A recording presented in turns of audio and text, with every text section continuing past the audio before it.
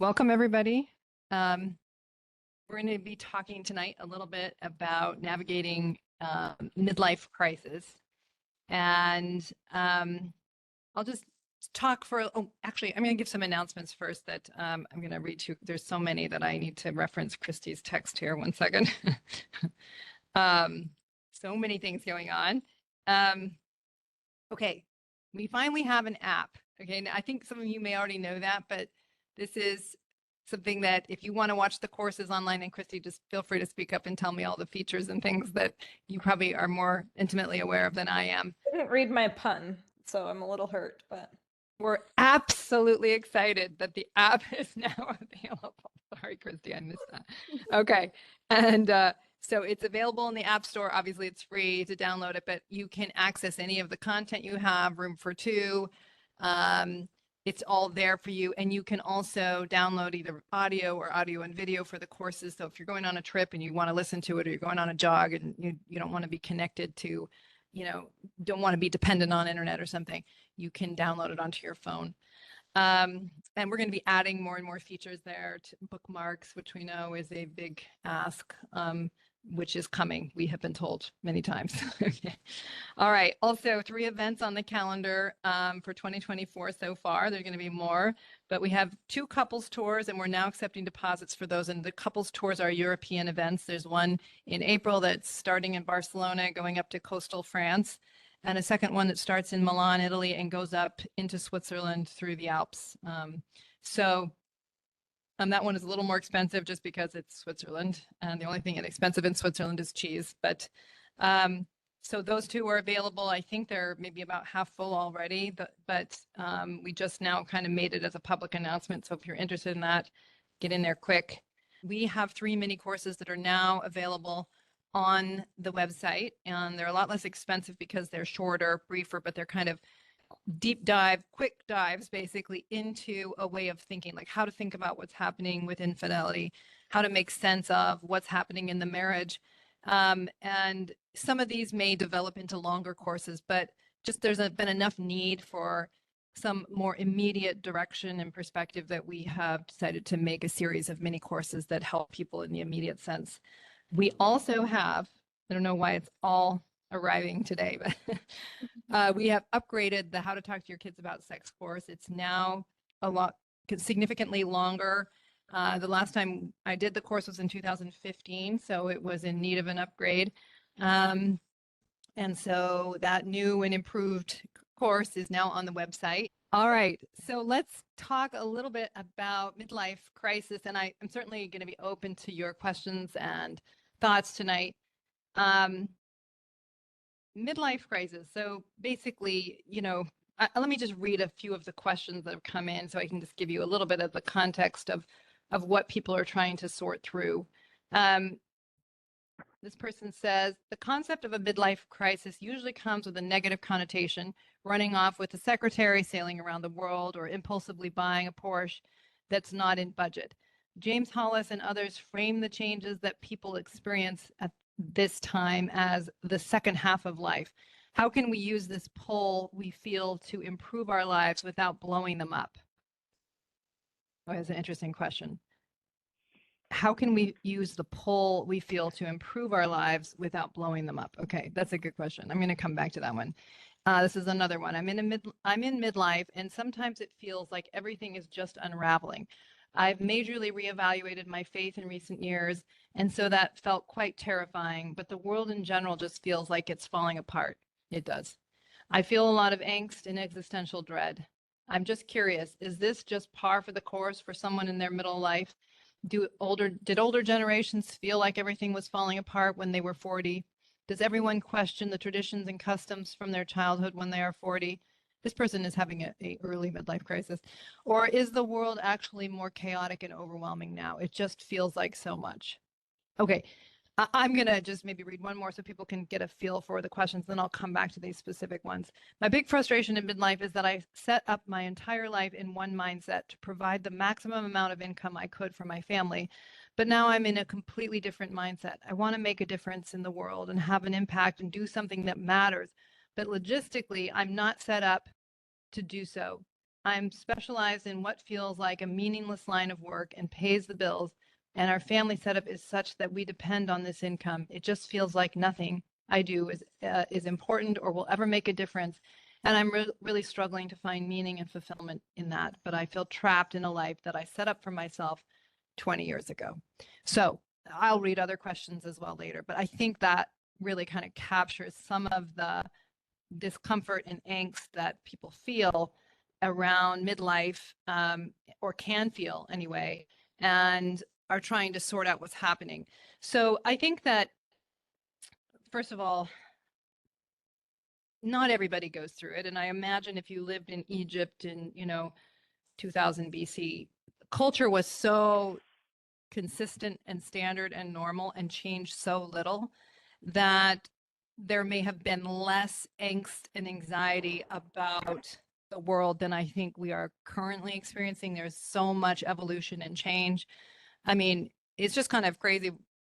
We've been putting together a film about my mom's life and so on, and just looking at how different the world is from when she was even growing up. But even in the last 2 decades, right, the ways that we get, how to say, communicated with one another, telephones. I mean, it's just the world is evolving so quickly or changing so quickly. And I think we're also in a particularly chaotic time. There is a feeling of dread that I think a lot of people are having that's sort of outside of the realm of normal midlife challenges. And so I think people are, if they're paying attention, are managing a much stronger, keener sense of uncertainty and anxiety, than, say, we were even a decade ago, when things seemed more stable culturally, societally, politically.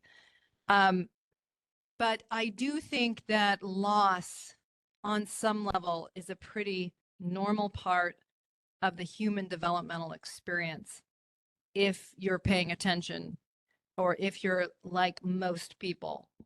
And so if you look at developmental literature about this, there's, in the kind of first half of life, we are in the process of forging a self. We are creating, doing, borrowing from our culture, borrowing from our family's expectations to forge a self that is legitimate in the world. And so we're very much in this place of creativity, generativity, and hope, right? And I'm going to go do all these difficult things, and it's going to provide a life for me, and I'm going to marry this great person, and then I'm going to have these kids, and I'm going to do my life really well, and I'm going to be happy. And there's, it's not that there's not setback and difficulty, but there's a sense of hope and possibility, and that you can do things and create a life. You have all this, there's an anxiety that comes with all the uncertainty of forging a life, but there's a lot of hope that comes with it. And so what I think often happens in the midlife experience is that everything you thought you were creating and doing, and on some level that you thought was going to get you above the human condition, that was going to, on some level, make you invulnerable, not just less vulnerable because you're creating something, but actually invulnerable. So like if, and nobody really believes it, maybe, well, some people do, but I'm saying there's a sense of, if I'm successful enough, if I do it well enough, if I read all the parenting books, right? If we, obey all the commandments, if we do everything right, we're gonna, prevail. We're gonna be okay. And I think what happens in midlife for people is they start to confront loss and disillusionment. I followed all the things, like, how did I wind up here? Right. So I have so many of the people that come to see me are in that state of disillusionment and loss. Like I followed everything to the T, what I was asked to do, and my husband still had an affair on me, right? Or I did all the things for my kids, but my kids are leaving the church. And, I brought them to all the meetings. We had scripture study. I bore testimony, and yet they don't find it helpful or relevant in their lives. And this kind of, okay, and even if things go relatively well in terms of your kids, doing what you think they should do, or your kids are living, good lives, there's still a deep sense of loss when you get to that place where your kids are no longer home. They no longer need you. Your parents are dying. There's just a loss of that creative and generative period in your life. And you're starting to look at the second half, and it's confronting loss, death, deterioration, and maybe an acknowledgement of what we don't control, how much we don't control, and how vulnerable we really are. And I don't think many of us pass through that happily. I think it's very sobering, very humbling, and in many ways essential if you look at the work of Richard Rohr, for example, or James Hollis, or many important scriptural stories, that loss is fundamental to spiritual development, to finding something deeper and richer inside of us that we maybe couldn't come to without the sobering reality of what we really cannot control, of recognizing how vulnerable we are, how precious life is. I'm currently confronting how difficult mortality is because my mother is in the last weeks of her life, and it's horrible. It's just horrible to confront losing someone so precious to me and to my life. And it's also precisely what opens my heart up to how precious life is and makes me appreciate the people around me more deeply, and pushes me to be humble and clear-minded about how vulnerable we all are. And I hate it. I don't really want those lessons, to be honest.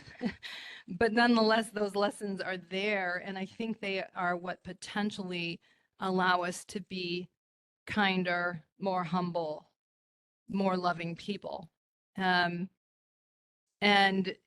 so I think Richard Rohr's idea is basically, if we didn't have to confront mortality, didn't have to confront death, that we probably would never really learn the lessons that our souls need,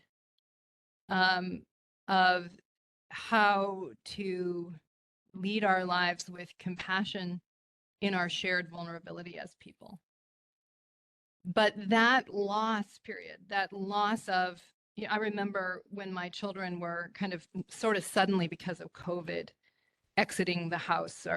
My youngest was now going to go to a boarding school, and my sons were going off to school, and I was just, I remember standing in the garage and seeing the kids' bikes, and it was just seemed so sudden that those bikes, we weren't going to be out riding them anymore, that all the things we'd done, it was now basically past or passing. And the devastation of that, like just kind of like we've been a family doing all these things, and now suddenly it was different, and it wasn't going to ever be precisely the same. And that sense of how fleeting and quickly it goes is very painful. And I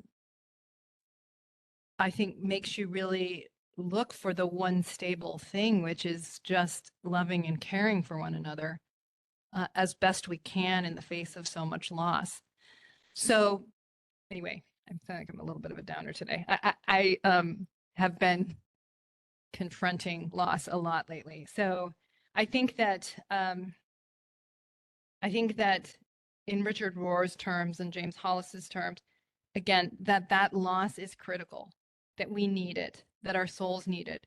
Some of us resist it, and instead we, leave our family, we get the car we can't afford, we do reckless things. Sometimes it's a stereotype, and, a lot of people are not doing that. But a lot of times there's this struggle to try to hang on to something you had when you were younger, instead of letting life push you along and grieving what you don't have control over and finding something deeper and more honest in you. I was just working with a couple that's going to be on Room for Two soon. And, that's very much been his process of he was successful. He was able to, master everything, be at the top of his class, make a lot of money, and just feeling like I can get the world to yield to me. But in the process of that, not really loving his wife, wanting his wife to yield to him, wanting his wife to be wanting her to be the kind of person that would fit into his plan, resenting her when she wasn't, and so on. And really the marriage coming to such a crisis point and such a sort of lack of any intimacy or warmth that he has started to go into the fall of, I've had my ladder on the wrong wall. I've been clamoring to create something that's not really yielded what I thought it was going to yield for me.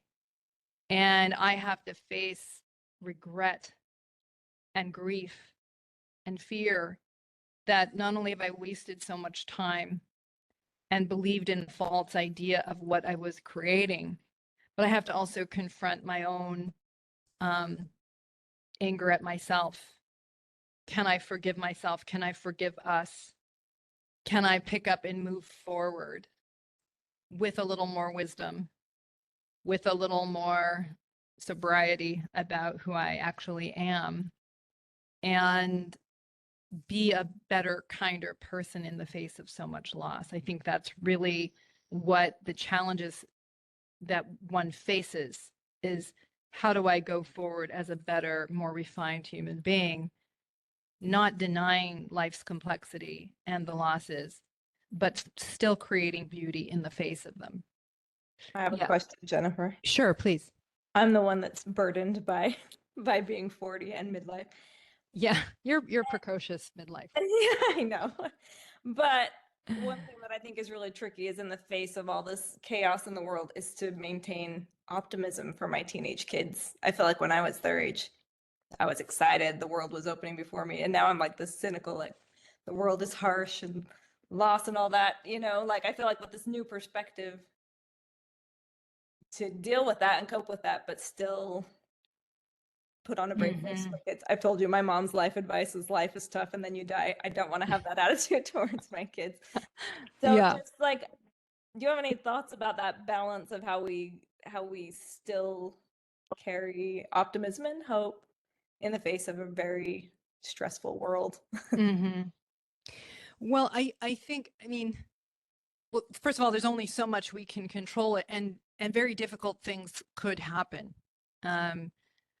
I think societal stability is an open question at this point. And our kids, we may confront difficulties that could be very difficult and very painful. But I think that what I think is important is that the fact that my children, we all are still agents in the world. That even though we have many things we don't have control over, and the world isn't what we wish it were, I and they continue to make a difference. We're not going to get away from loss. We're not going to get away from tragedy, right? As Adam Miller says, we don't get out of this thing alive.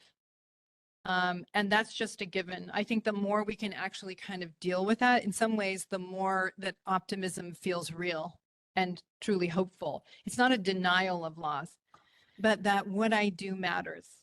That how I handle a world that is uncertain and has a lot of darkness in it, it matters more than ever that I do what's good. It matters more than ever that I'm kind to the person who's right across the counter from me that I don't know. it matters more that I smile at the stranger on the street because the world is so hungry for kindness. And that my kids can do that too.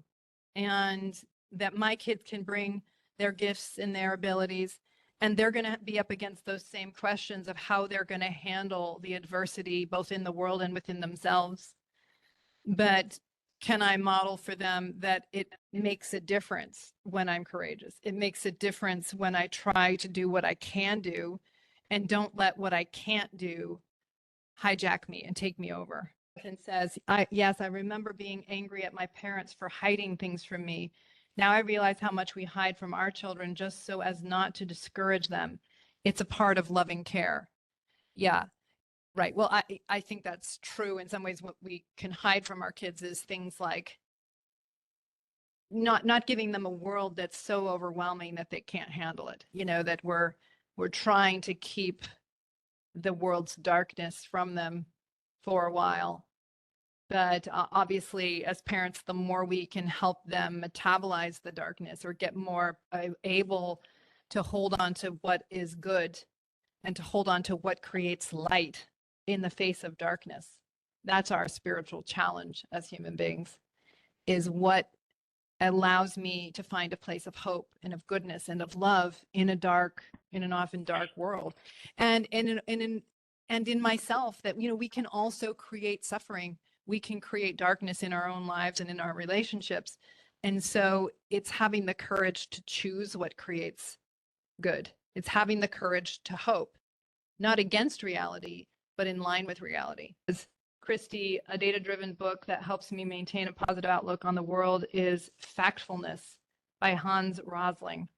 It's more macro than Jennifer's answer, but shows how the world is full of light. Oh, that's cool. It says a crisis suggests a massive mismatch between the map we are navigating, the map we're navigating off of, and the actual terrain. Yes. Is there any way to preemptively prepare for such potential mismatches, or is this just the way life works? It's both. And there is no way to preemptively soften the shocks of life. It's both things. I mean, there's no way you can download a map of reality to a mind that's 5 years old. It's not even prepared to handle that. And it needs a simpler world. It needs a more black and white world, because our cognitive development doesn't, it grows through disillusionment. That's actually how human development happens, is the map that you have ruptures based on the reality you're confronting. And that's why humility matters so much, is I'm willing to tolerate the discomfort of reworking my map, right? And that I'm not going to deny reality to keep my map intact. That's what many of us do. We resist. We say, screw reality. I want the map I have, and I'm just going to be angry at reality because it's messing with the view of the world and myself that I desire. Humble people, it's a virtue because it keeps you open to what life has to teach you about itself and about you. And so, you know, some of the work by Piaget's work was, you know, you watch these videos of kids that are developmentally being asked a question that's outside of their level of development. And for the kids where it's way too far outside, they answer based on the map of reality they have, and they're wrong, but they're completely comfortable because they don't even know how far off they are. But the kids that are just about to enter into the developmental level that the question requires, you see them get very distressed because they know the answer they have is wrong, but they can't yet figure out the right answer. And what's happening is their brain is trying to accommodate more reality, and it's uncomfortable and it's distressing. And so they have videos of Piaget's research where these kids are like trying to figure it out, and they can't, and they are a little distressed. And, you know, they eventually do. But that's how it works in the work that I do with people as well. You know, I'm giving them information about themselves and about how they're impacting their marriage that's outside of their current view, right? So just somebody I was working with today, it's like he wanted to label what he was doing as unhelpful. And I said, no, it's indecent. It's not just unhelpful, it's mean, right? And his mind wanted to put it in one frame because it keeps him in equilibrium with his current map. And I'm like, no, you've got the wrong map of who you are as a husband. And, to his credit, he was willing to tolerate the truth of that and to let his mind accommodate more reality about himself and about his negative impact on his marriage. And that is the process of development. And it shows us really how we're the lilies of the field. It shows us how limited our impact is, which is different than that we have no impact, that we have no agency, but we don't often have what we thought. And so the question, going back to this, of there's a certain amount that's developmental. On the other hand, we sometimes, as parents and as teachers and so on, we want the world of innocence. We want a world that doesn't have to address complexity. And so we can sometimes give our kids, give ourselves a worldview that is almost defiantly mismatched. Like, I don't want complexity. I want to pretend the world is different than it is. And so we can prepare our kids for complexity, or we can deny it. And then, we all confront disillusionment, but some people confront disillusionment in a much harsher way, right? Disillusionment with their faith, disillusionment with, for example, I had a client whose mother, she wanted to go to college. The mother hadn't. The mother discouraged it, I think, because in part the mother was looking for some validation of her own life choices.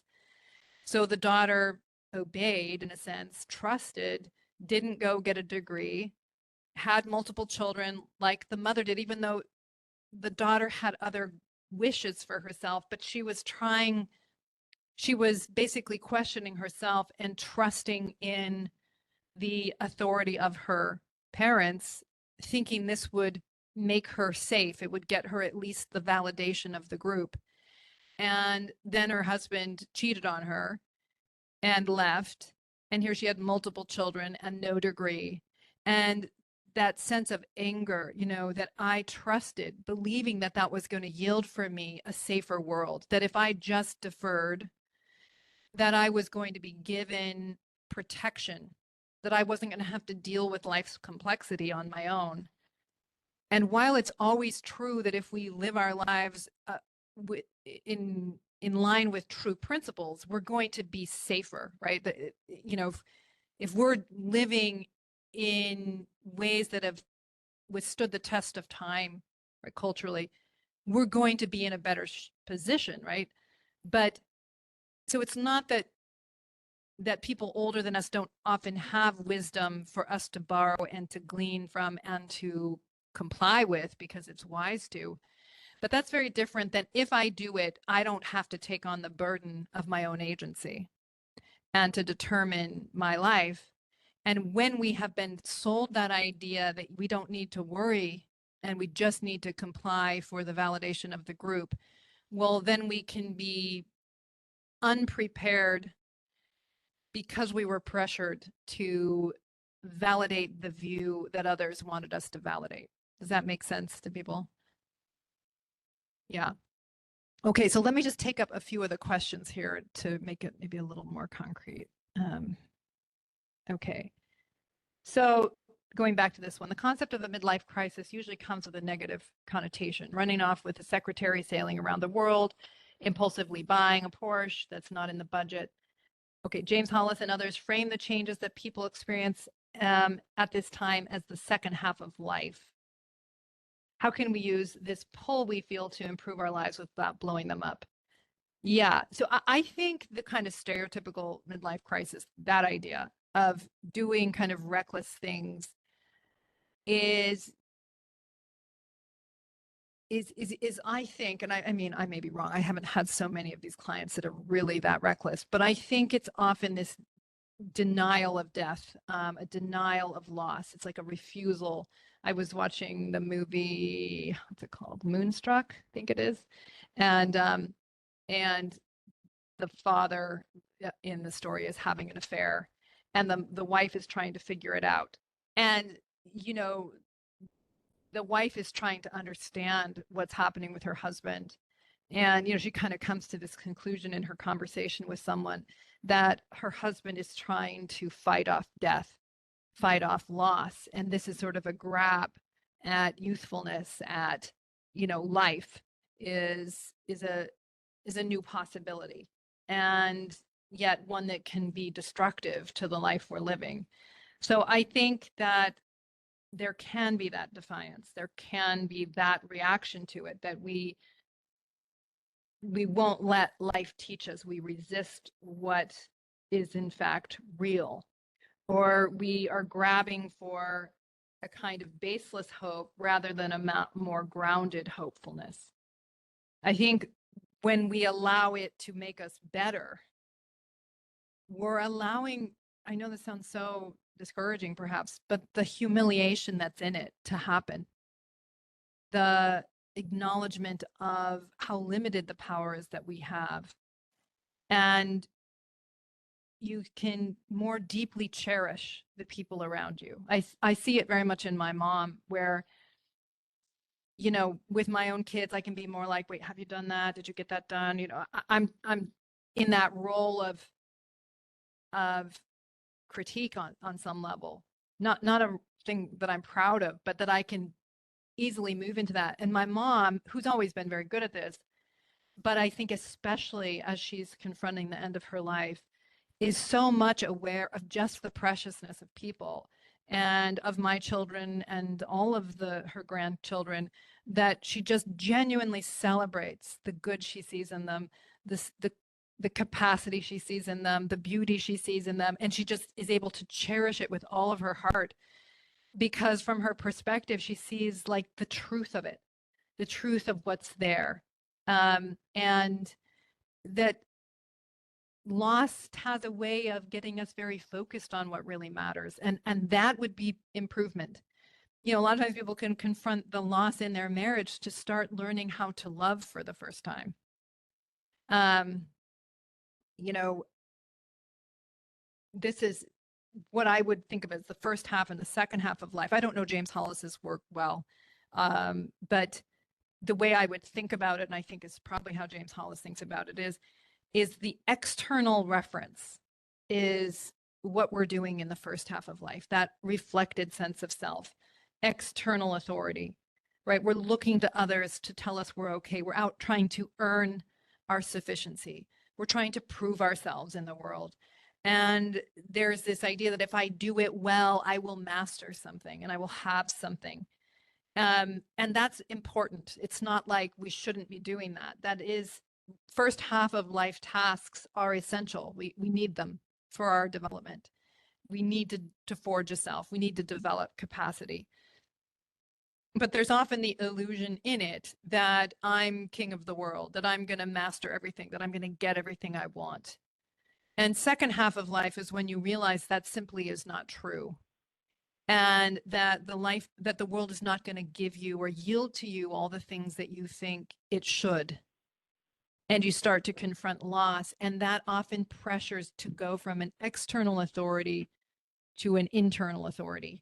A James Hollis quote, in book after book and therapeutic hour after hour, let me just start it over, sorry. In book after book and therapeutic hour after hour, I have asserted that the primary task of the so-called second half of life is the recovery of personal authority. So starting to no longer look to how I'm going to get something through keeping everyone happy with me, and more deeply to the question of who am I and what do I value and what do I want my life to be about. And that in the face of the sobering realities of life often becomes a much more focused question of what is my legacy going to be? Who am I going to be? No longer trying to please everybody, but more deeply trying to be at peace with yourself in the choices that you make. And again, it's a sobering and difficult transition, and some people refuse to make it. You know, I know of grandmothers who were still persecuting their children and grandchildren in the pursuit of their ego demands, even at 80 years old, right? That they just hadn't let life grow them up at all. It's a very hard way to live. I don't recommend it even slightly. Much easier is to let life shape you and turn you into a really solid soul. Let me just see what some people are saying. As life has infinite complexity, we can zoom in and out infinitely on infinite possible subjects or concepts. The ability to join in, tell, and live expansive but bounded agreements about reality is necessary for functional human relationships and sanity. That's true. Dialing in the appropriate amount of complexity for a given situation or life stage is next level life skill. I agree with that. Right. So it doesn't mean you have to be, I mean, I've heard it said, that spiritual capacity is related to how much of reality we can take in and handle, how much truth we can truly accommodate. But I do agree very much that this is a first half of life reality. Like we have to be embedded into something. A lot of people are resentful that they were born into the LDS church and then learned certain mores and concepts that as they grew, they found to be too limited. But that's very much what human experience is. You're embedded into a social reality that has its mores and customs and objectives and ideas, and they will always be limited. Now, some are more limited than others. Some are more abusive and some are more loving and grounding, right? So I don't mean that all are the same, but that's how we must start out. We need a language. We need concrete. We need black and white when we start out. And then as we grow, we get more and more able to work within how much complexity can we take in? How much complexity can I take responsibility for? So yes, we are often trying to navigate the level of complexity that our minds and souls can handle. But I think it's when we are actively denying complexity or we're denying truth that our souls need for us to grow and become stronger and better people. Jung said something like, what we most need to know is often hiding where we least want to look. So that is to say, we're often denying truth that would push our souls to expand and grow. But because we're so afraid of the fall that comes with it, the loss that comes with it, that we will resist it to our own peril. Let's see. It says, as I get older and start to realize how finite my remaining time is, how do I manage the frustration that my relationship isn't good and my spouse doesn't feel the same sense of urgency in repairing it that I do? What do I communicate to her? Yeah, those are such hard questions. I mean, I don't, that's just one of the hard things about life is we only get control over ourselves. I thought Satan's plan was a pretty decent one, but the desire to control others, I can understand. But I think that it really comes down to maybe two things. I think a lot of times we live non-intimately because we don't want to confront the loss and the risk of living more intimately. And by intimately, I mean being more truthful about what you desire, more truthful about your sense of loss in the marriage, more truthful about who you really are. And then I think the second hard, so I think that means we're up against a certain vulnerability. And usually we tend to be quiet and resent that our spouse isn't different than they are, rather than in many ways being intimate enough, honest enough to push the relationship to deal with more truth. Now, that doesn't mean your spouse will do it, and depending on if you're, how you're handling being truthful in the relationship will shape how your spouse responds. But it's also like, how am I going to make choices that I can live with and respect in the face of not having the options that I desire? Like, right. So some people will be up against the option of being in a marriage that's not very alive, not very intimate, or leaving a marriage that's not very alive and not very intimate, and tolerating the losses and the ruptures that would create. And I don't know what the right answer is for people, but that's so much about personal authority and what can I really choose. So much of choosing is dealing with what losses we can really live with best and hold our dignity and our self-respect in the face of those choices. And oftentimes it is metabolizing loss and grief because we still think it's the best choice among our choices. Okay. Does that mean telling my wife what I think she's doing wrong? I don't know if it's quite that, of course, because you should take the SYR course, but but it might be more being more honest about where what you think and feel in the relationship and what you really want. A lot of us say we want something while our behavior is actually undermining its possibility, and we get kind of caught in our own self-righteous idea that we're standing up for a good marriage while we're actually undermining its possibility. So if you really want it, it means daring to live more intimately and vulnerably in the marriage and daring to really pursue in an honest way what you desire. But it will stretch you if you're doing it honestly, right? That's very different than, you're the wrong kind of person and I really wish you'd grow up and catch up with me. That's a fantasy. And so if you're really standing up for something better, it's in and of itself will be soul stretching for you, even if your spouse doesn't join you in that. Okay, let me go back to the questions. This person says, my big frustration in middle life is that I set up my entire life in one mindset to provide the maximum amount of income I could for my family. But now I'm in a completely different mindset. I want to make a difference in the world and have an impact, do something that matters. But logistically, I'm not set up to do it. I'm specialized in what feels like a meaningless line of work and pays the bills.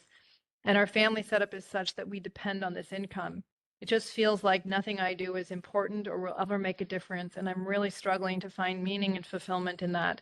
But I feel trapped in a life that I set up for myself 20 years ago. Yeah. I mean, these are very hard things. And many people, I think, confront these realities of feeling like, I made choices back when I was younger that I now have to live in the consequences of, and I'm unhappy in them. And it's a hard thing. It's hard to forgive our younger selves. It's hard to forgive life for being finite. It's hard to tolerate living life on life's terms. And what I would say is that it still is pushing you to be an agent in your life. And that is to say, given that I have created this reality, that we have these economic commitments, that I've created skill in a domain that doesn't fulfill me, right? What choice do I make in the face of that? And the reason why I think it matters is because if we just resent what we don't have control over, the resentment will eat us up in addition to the unsatisfying work. To live life well is to tolerate, I did that. I have to forgive it. Okay. Like I was in a mindset that made me make these choices, but I see the world differently now. And so what do I need to do now to make peace with my life? Is it tolerating that I'm not going to be in a line of meaningful work and I think it's still important enough or good enough to continue in the work I'm doing, even though I don't find it very satisfying? But of my choices, it's the one I can live with. Or do I need to talk to my partner about downsizing and me going back to school or me doing something differently, right? What is the choice that I really can live with? Like agencies, we all love it in theory, but it's the courage to really take responsibility for what we do have control over and really tolerate what we don't. And it's very easy to resent what we don't have control over and not actually take responsibility for what we do. And I think that's, again, a hard way to live. And so, again, it's living life on life's terms. is what am I going to do in my life with my finite amount of influence and choices, but they are mine to make. And who am I going to be in the face of those? Yeah, I don't know the answer to this question. What percentage of the world's work is in and of itself deeply meaningful? Probably not much. I think it's likely a small percentage. Maybe the meaning can come from outside of the workplace. Yeah, I think that's probably true, that a lot of it is, super meaningful. But I do think there's something to the idea that, finding dignity and value in what we are creating and doing. Everything we do impacts humanity, right? Has an impact, shapes the people around us, benefits others. And I think, I've told this story before, but I remember when I was raising when my child with disability, I was in the grocery store with him. He was just hysterical. It just was always very stressful for him to be in that high stimulation environment. He was hungry. I was trying to get food to get home, to get him some dinner. And he was just falling apart. And, people would often not understand he had a disability. And so they would watch us or look at me. And I just was trying so hard to block out everybody so that I could just be there for him. And I kept saying, just another 2 more minutes and we're going to get in the car. And I was just trying my hardest to just offer him comfort and let go of anybody else's judgment. And so we got up to the cash register and I was not making eye contact with her. And I just handed her my credit card and she reached over and she touched my hand. And I looked up at her and she just said, you're just doing a very good job. Like she was basically saying, I see you and I acknowledge you and what you're going through. And I went into the car and I cried, like, because it was so kind. Now she's just checking me out the groceries, right? But she was doing it in a way where she actually cared about my humanity, cared about me, this person she'd never seen before, and made a difference, right? And so we can make a difference no matter what we're doing. My mom was in the hospital and the woman came in that was cleaning the room. And she was a gift. She came in and she talked to my mom and she held my mom's dignity and talked to her like soul to soul while she mopped the floor and changed the sheets. And I just was so grateful to this woman who's doing what some might consider menial work, but she brought her whole heart to it. And I thanked her and I asked her how long she was doing it. She's like, keep trying to quit, keep trying to retire, but I just having a hard time not doing it, because she understood the meaning in what she did. And she created meaning in it by the way she did that work. Yeah. Okay. So let me run back here too. Let me just see if I should read this. Hollis talks about the difference between our job and a vocation, Latin word. Yeah, a calling. They can be different. A job puts food on the table. A vocation is what we are called to do with our life's energy, and not responding to it can damage our soul. It is our calling as opposed to a source of economic livelihood. Yes. The only thing I would say to that is when that's too lofty of an idea, we can really get stuck. Like I have people that sometimes are saying things like, well, I'm just waiting to kind of know what I'm supposed to do in the world. And I tend to think of it as the way you're going to find your larger vocation or purpose is you just get busy and you make a difference in the world. You find problems that matter to you and you do something about solving them. You do something about shaping them. And in that process, you can find the problems you care about most about solving. You develop capacity to be able to solve world's problems. There are so many ways to find meaning. And I do think we have different gifts and capacities. And what some would find as a calling, I would be terrible at. I could never do well. But I think that, God's plan, in my view, is to roll up your sleeves and care about the people around you, because you'll find your larger calling in that. Okay, what advice do you have for a couple in midlife who are trying to heal from pain and hurt from earlier in their marriage? Things were really rough early on in our marriage, and my partner was neglectful, hurtful, and not interested in changing. It all came to a culminating moment a few years ago when my husband could no longer deny that things needed to change. Things are much better now, with the occasional painful slip into the old dynamic, but I feel so much frustration that I didn't stand up for something better earlier on, and for how much time I let slip by, pretending that everything was okay. We are in love, and things are more amazing now than they've ever been. But what do we do with all the pain from the past? How can we move forward and not mourn all the years we suffered, knowing what little time we have left? I think, it comes back to the kind of the same idea, in my view, of, again, I think forgiveness is important spiritual work. It's not just forgiving others, it's forgiving ourselves for our own blindness, our own naivete, our own inability to understand things that we now understand through going through the process of life's adversity. And it's easy to say, I should have known it. Christy was just talking about this yesterday. Like, when things don't go the way she wants, she will go and berate herself that somehow she should have known, which is, of course, a completely dishonest position. Sorry, Christy, I don't mean to be.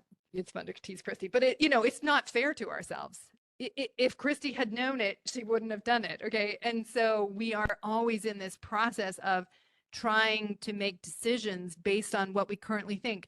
The person writing this question probably had good reasons for not pushing the issue more. What I mean by that is, in her mind and the level of development she was in, she was thinking it was the better course to kind of back off and kind of take what was currently there. And, a certain amount of difficulty happened, and then, they went into a crucible. They went into the fall, the loss, and something else emerged in that, something stronger, something richer, something more honest. This is what happens in many marriages. But I think it then calls on us to forgive our younger selves for not having known to do better, right? For not yet knowing what you now know. And I just think it's just to be honest and fair to ourselves to forgive it. We can still feel the loss in it. We can still acknowledge the grief in it. I think that's true in forgiving another person, that there was loss, that there was harm in their limitation affecting your life. But in a way, forgiving life for being full of imperfection and not allowing that fact to keep you from claiming the good and the beauty that is a part of the inherent adversity of living life. And so I think the more we can live in gratitude and acknowledgement, I mean, a lot of times it's our entitlement that really undermines our happiness, because we live in some fantasy. It shouldn't be this way. We should have figured it out 20 years ago. I shouldn't feel disillusioned. Well, I think that's not really paying attention to what life is and how it goes and how growth happens in people, because loss is inherent to it. Adversity is inherent to it. And yes, the more we can borrow wisdom, the less we may suffer, but we all suffer in this process. And so the more we can accept that, forgive it, and claim what is good and beautiful within it, the more joyful we will live, the more joyfully we'll live, the more we can share more beauty, both in our own hearts and in our relationships. Again, it's easy to focus on everything that went wrong. I cannot believe the plane sat here for an hour. But we don't think enough, like, how amazing that I can get on a plane at all, that I can fly to a place, that I don't have to take a hand cart and walk across. I'm so upset the washing machine is broken and that I have to go to the laundromat. So much better than having to go down to the creek and scrub it on a scrub board, right? So it's like, what is the lens that we're bringing to our lives? There is so much beauty and good. And so if we don't focus on it, we're not going to have that light to tolerate the loss that's implicit in living. We need more grief counselors. grieving is so fundamental. We're so graspy and clingy to things, to stories we've invested in, yeah, to identities, to relational agreements with others. These things are changing all the time, and holding them together is how we make meaning in our lives. But endings and changes happen on an ongoing basis. And I feel like what's been modeled for me is suppression and stoicism and grit. Yeah. I don't know how to feel into the depths of grief. Yeah. Well, I think it's, I mean, how do I, what do I say about that? I think it's like having enough compassion for yourself to grieve, to let grief be okay, to not berate yourself for loss and for having feelings about loss. I just remember when my child was diagnosed and I was grieving, and I would cry in very unexpected places and times, school meetings, I'd be sobbing. And people would be like, oh my gosh, what do I do?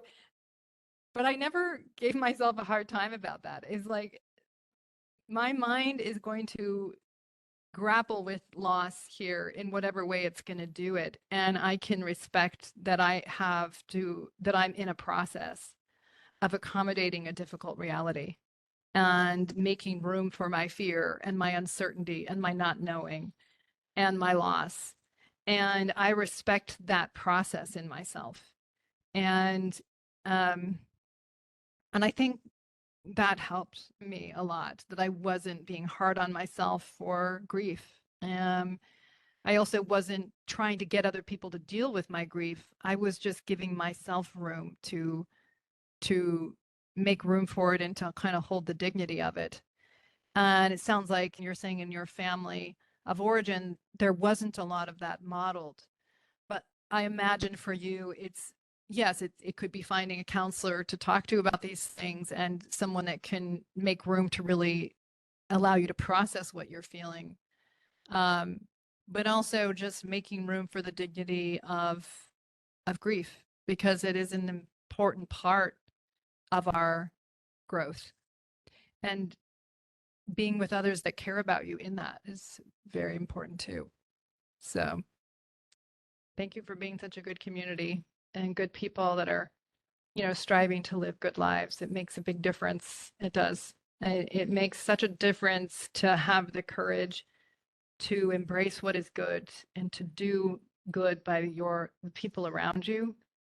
It's the only thing we have in a world full of adversity. And so it matters so much, right? It's just, yeah, sorry, I'll say this quickly, but, we got some bad news about my mom this weekend. And so I struggled this weekend a lot, for good reasons. But it was my husband's friendship, Christy's friendship. It's so helpful, right? To have people care about you in the face of loss. And so being good to one another is everything. It's all we have. It's all we have. And not only does it buoy up the person who's maybe in the face of loss, but also when we love, we find something stronger in the face of the dark. We need it so badly. Like when I face the darkness of the world, my heart, like I just want to do good, because it's the only thing that's the antidote to that kind of adversity. So I respect that in all of you that are